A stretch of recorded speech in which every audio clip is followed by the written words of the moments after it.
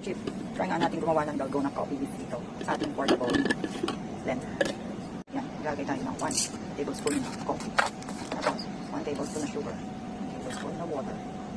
Friendship, so shake muna natin siya para bumagat sa ilalim. And then, try natin on yung ating blender, portable blender. Ako din sa mga friendship, medyo stiff na siya. After 1 minute, try pa natin. Ayan na siya, mga friendship, after 3 minutes. Natin na. Hindi na siya nakulog kasi very stiff na yung ating coffee mixture. So, ayan, pwede na natin siyang dadadaan. Ayan siya mga friendship. Pwede pala siya. So, ayan, dadali. So, ang gagawin natin mga friendship, walang tayo pang-decorate sa ating coffee sa baba nila. Kung siya gagawin mga friendship, maglalagay tayo ng ice.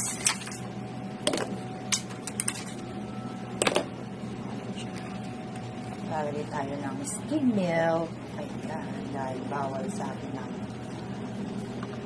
full cream milk. So, skip.